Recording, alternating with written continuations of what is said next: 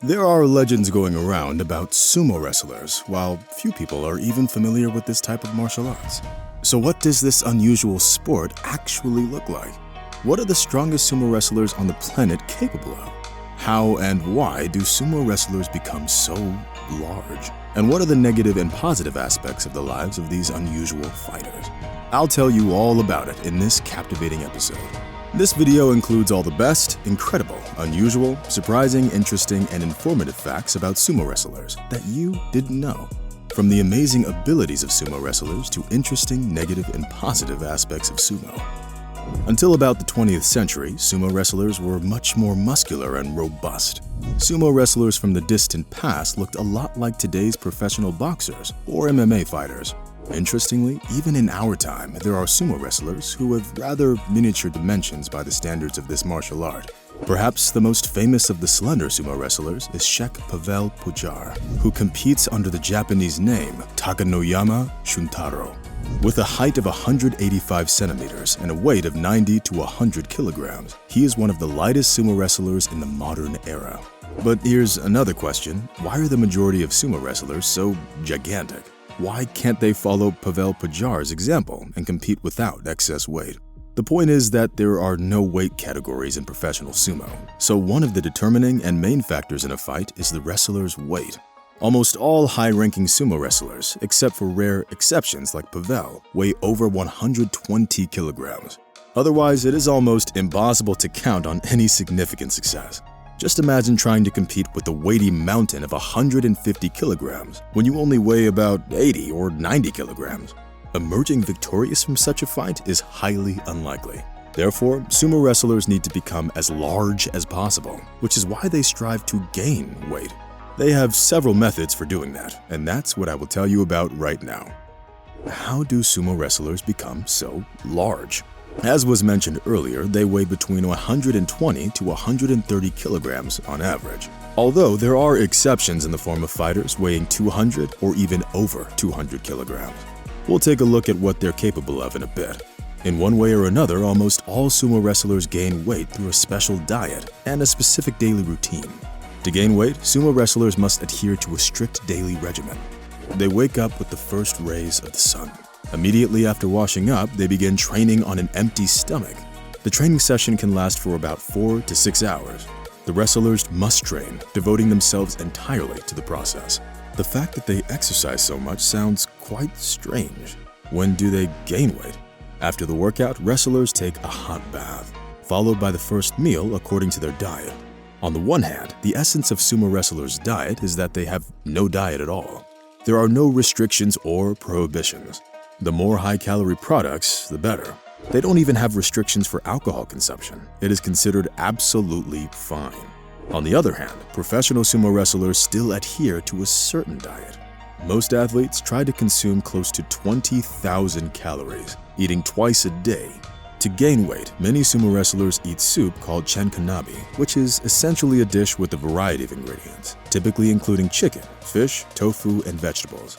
The chenkanabi dish is rich in protein and is usually served in large quantities along with beer and rice to increase the number of consumed calories. Immediately after eating, sumo wrestlers take a nap. The wrestlers need some rest, as they still have another heavy training session later. Many sumo wrestlers sleep with oxygen masks to facilitate breathing. After a hearty meal and a nap, sumo wrestlers start their second training session. Then they eat again and go to sleep.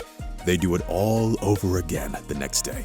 This regimen allows sumo wrestlers to gain a tremendous amount of weight, which helps them in the arena.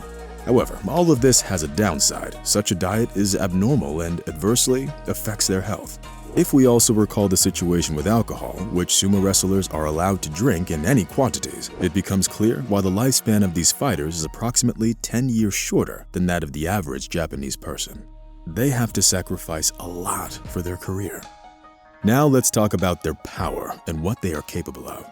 Obviously, such immense weight makes them extremely strong. Sumo wrestlers have no problem with that. These hefty men are naturally strong, but their strength doesn't only come from their weight. It also comes from extremely hard training. Many might think that all sumo wrestlers do is eat and fight, but that's not entirely accurate. A constant, rigorous routine is repeated every day without changes. Strict hierarchy in the training camp with elements of hazing, combined with the crazy diet, makes sumo wrestlers extremely powerful athletes. Sumo wrestlers have an impressive physique. The biceps and triceps of some sumo wrestlers match the leg circumference of an average person, and their strength could be envied even by some brown bears. Their insane routine and rigorous regimen also toughen sumo wrestlers psychologically. A match between sumo wrestlers lasts only a few seconds, and in that time, the wrestlers must demonstrate all of their skills. A large sumo wrestler is capable of withstanding a collision with a giant like himself at a speed of 50 to 60 kilometers per hour. This is how the fight begins. This is impressive in itself because an unprepared person would likely suffer fractures after such a collision. Additionally, a sumo wrestler can undercut, throw a 150-kilogram opponent, or push such a mountain beyond the ring. You have to agree, they need to be incredibly strong to do so. Let's not forget that sumo wrestlers can change their tactics several times during the 10-second match, so they are strong not only in size, but also in intellect. Still, in most cases, it's the size that matters the most in sumo. The larger the athlete, the better. Some sumo wrestlers have accepted this postulate and have decided to bulk up to unreal sizes. Some of them succeeded, entering the ranks of record holders for weight among all sumo wrestlers in history. The heaviest sumo wrestler in history is Aurora Satoshi, also known simply as Aurora.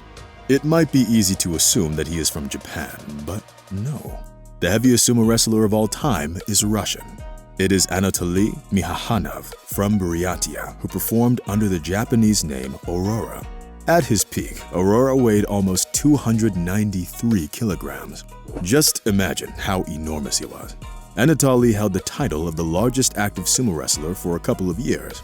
In 2017, he became the heaviest sumo fighter in the world, and in 2018, when his weight peaked, he confirmed his title. Although Aurora retired, he still remains the heaviest sumo wrestler of all time. As for the heaviest Japanese sumo wrestler, it was and remains Yamamotoyama Ryuta. Weighing in at 277 kilograms, he was the heaviest sumo wrestler of Japanese origin, and presumably the heaviest ethnic Japanese in history. Yamamotoyama retired from fighting, but if Aurora did so by his own desire, the Japanese Sumo Association forced this decision on the Japanese wrestler. The enormous heavyweight was caught taking part in fixed matches. Saliva's Fauli Atasano holds the spot between Aurora and Yamamotoyama. He is an American from Hawaii. He holds the second place in the list of the heaviest sumo wrestlers. At his peak, the American wrestler weighed 285 kilograms. Atasano didn't stand out for his sophisticated technique. It was simple and reliable. It was this technique and his giant size that earned him the nickname, the dump truck. The negative side of sumo. Huge dimensions and immense strength are certainly cool, but there are negative sides to the sumo wrestlers' lives. I've already mentioned one, a shorter lifespan, which is 10 years less than the average. Another unpleasant aspect is that they are prohibited from driving a car. But not because of their status, it's actually much simpler. Their huge belly can interfere with the process of driving. Sumo wrestlers have many other restrictions. The accessibility of life's delights is determined by their accomplishments. The level reached by the wrestler determines what clothes and shoes they can wear, whether they can use a cell phone and the internet, whether they can live outside the training camp, and so on. Their level of accomplishment also determines their type and volume of household responsibilities. The junior-ranked wrestlers are the first to wake up, clean up, and prepare food. It is believed that such a setup creates a serious incentive. If you want to raise your status and avoid doing menial work, then train harder and perform better. But it can't all be this bad. Intense training, a frenzied routine, and all those restrictions. They should be rewarded for it somehow, right? Right, they get rewarded with their salaries. Sumo wrestlers who perform well at a high level get exceptionally good salaries. Wrestlers who have reached the highest rank can expect a monthly salary ranging from $30,000 to $60,000, and that's not taking into account sponsorship payments provided for participating in competitions. It is also worth noting that sumo is a very popular form of martial arts in Japan. Sumo wrestlers are very respected and loved in the land of the rising sun. Some sumo wrestlers even have a point in their daily schedule for interacting with fans. So, although wrestlers have to endure a tough regimen and abnormal diet, all of this is compensated by significant earnings and popularity.